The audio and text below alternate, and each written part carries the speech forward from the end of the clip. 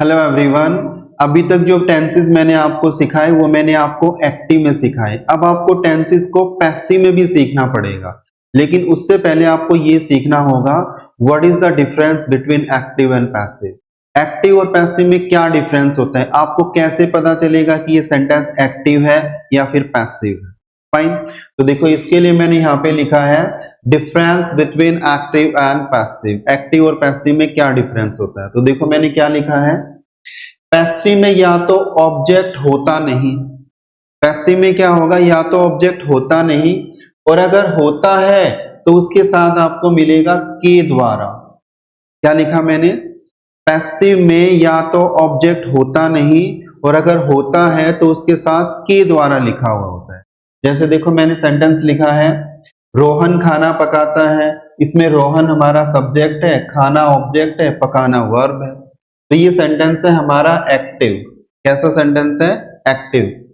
फिर मैंने लिखा यहाँ पर खाना पकाया जाता है, इसमें देखो ये खाना क्या है हमारा, ये सब्जेक्ट है। ये आपको पहले से ही पता होगा कि जब हम एक्टिव से पैसिव में कन्वर्ट करते हैं तो हम सब्जेक्ट को ऑब्जेक्ट बना देते हैं, ऑब्जेक्ट को सब्जेक्ट बना देते हैं। ये आपको पहले से ही पता होगा। तो देखो हमने क्या किया, ये जो खाना था हमारा ऑब्जेक्ट, इसको यहाँ पे सब्जेक्ट बना दिया। पकाना हमारी वर्ब है। अब देखो इसमें ऑब्जेक्ट तो है ही नहीं, अगर इस सेंटेंस में ऑब्जेक्ट नहीं है it means this is passive. मैंने यही तो लिखा था, पैसिव में क्या है, या तो ऑब्जेक्ट होता नहीं, तो इसमें ऑब्जेक्ट है ही नहीं। कौन से वाले में, इसमें ऑब्जेक्ट है ही नहीं, तो ये सेंटेंस कैसा है हमारा, ये पैसिव का सेंटेंस है। फिर ये देखो खाना रोहन के द्वारा पकाया जाता है, इसमें ऑब्जेक्ट है लेकिन ऑब्जेक्ट के साथ क्या लिखा हुआ है, के द्वारा। तो जब किसी सेंटेंस में या तो ऑब्जेक्ट हो ही ना और अगर हो तो उसके साथ के द्वारा लिखा हुआ हो, वो दोनों सेंटेंसेस हमारे पैसिव होते हैं। अब देखो कुछ एग्जांपल देखो, जैसे मैं सेंटेंस बोलता हूं मैं आपको पढ़ाता हूं, ये तो एक्टिव है। आपको पढ़ाया जाता है, ये पैसिव है।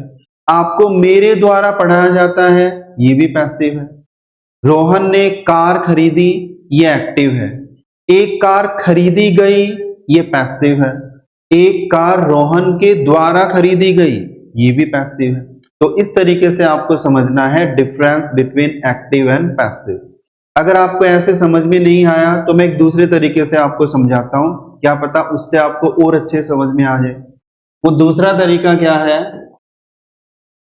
देखो ये दूसरा तरीका ये है, आपको ऐसे याद रखना है if subject is a doer. अगर सब्जेक्ट हमारा डूअर है, डूअर मतलब काम करने वाला या काम करने वाली, अगर सब्जेक्ट हमारा डूअर है तो वो सेंटेंस होगा हमारा एक्टिव।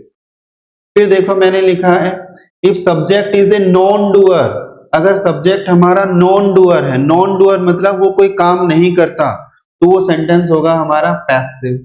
एग्जाम्पल से समझो अभी, जैसे मैंने लिखा प्रिया खाना पकाती है, तो प्रिया यहाँ पे सब्जेक्ट है, लेकिन बताओ प्रिया यहाँ पे डूअर है या नॉन डूअर। प्रिया यहाँ पे डूअर है क्योंकि प्रिया ने यहाँ पे काम किया है। क्या काम किया है, खाना पकाने का काम किया। यहाँ पे खाना किसने पकाया है, प्रिया ने, तो प्रिया यहाँ पे क्या है, डूअर है। अगर प्रिया यहाँ पे डूअर है तो ये सेंटेंस हमारा कैसा है, ये सेंटेंस है हमारा एक्टिव। फिर देखो खाना पकाया जाता है, इसमें खाना हमारा सब्जेक्ट है, लेकिन बताओ खाना यहाँ पे डूअर है या नॉन डूअर। खाना खुद थोड़ा ही अपने आप को पका रहा है, यहाँ पे पकाने का काम तो किसी और ने किया होगा। तो ये जो सेंटेंस है खाना पकाया जाता है, इसमें सेंटेंस में सब्जेक्ट, ये जो हमारा खाना है सब्जेक्ट है, ये नॉन डूअर है। अगर ये नॉन डूअर है तो फिर ये पैसिव का सेंटेंस।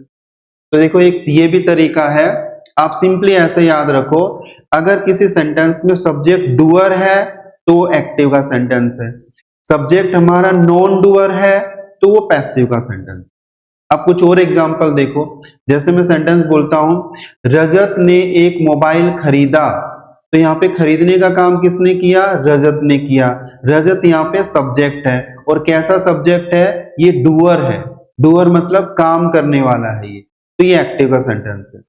फिर मैं बोलता हूं एक मोबाइल रजत के द्वारा खरीदा गया, एक मोबाइल रजत के द्वारा खरीदा गया।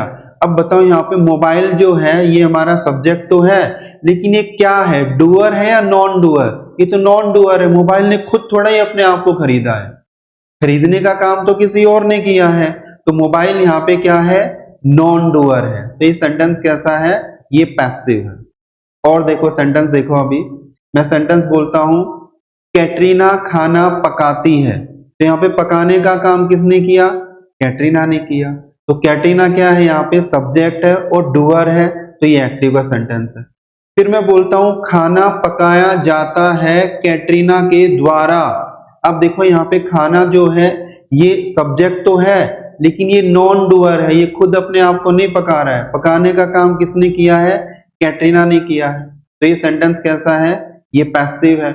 और देखो सेंटेंस, जैसे मैं सेंटेंस बोलता हूं मैं केले खाता हूं, तो खाने का काम किसने किया, मैंने, तो ये एक्टिव का सेंटेंस है।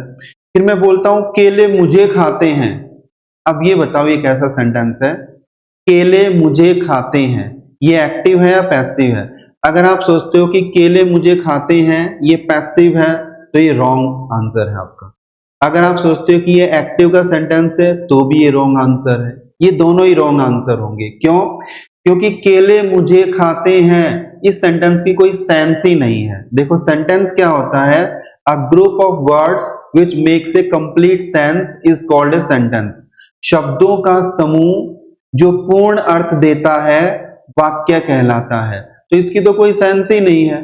जैसे मैं बोलता हूं केले मुझे खाते हैं, इसकी कोई सेंस निकली क्या? इसकी कोई सेंस नहीं है, तो ये सेंटेंस है ही नहीं। तो आपने क्या सीखा इस क्लास में, पैसिव को, एक्टिव पैसिव को समझने का मैंने तरीका बताया। आपको कैसे पता चलेगा ये सेंटेंस एक्टिव है या फिर ये पैसिव है, तो उसके लिए मैंने आपको क्या बताया कि पैसिव में या तो ऑब्जेक्ट होता नहीं, और अगर होता है तो उसके साथ के द्वारा लिखा हुआ होता है। और फिर मैंने एक दूसरे तरीके से समझाया कि सब्जेक्ट अगर डूअर है तो वो एक्टिव का सेंटेंस है, और देखो इधर, अगर सब्जेक्ट हमारा डूअर है तो वो एक्टिव का सेंटेंस है, और सब्जेक्ट नॉन डूअर है तो पैसिव का सेंटेंस है। बस। तो आई थिंक आपको अच्छे समझ में आ गया है। अब आपको कोई कंफ्यूजन नहीं होगा, आप इजीली समझ सकते हो कि ये सेंटेंस एक्टिव है या फिर पैसिव है। फाइन।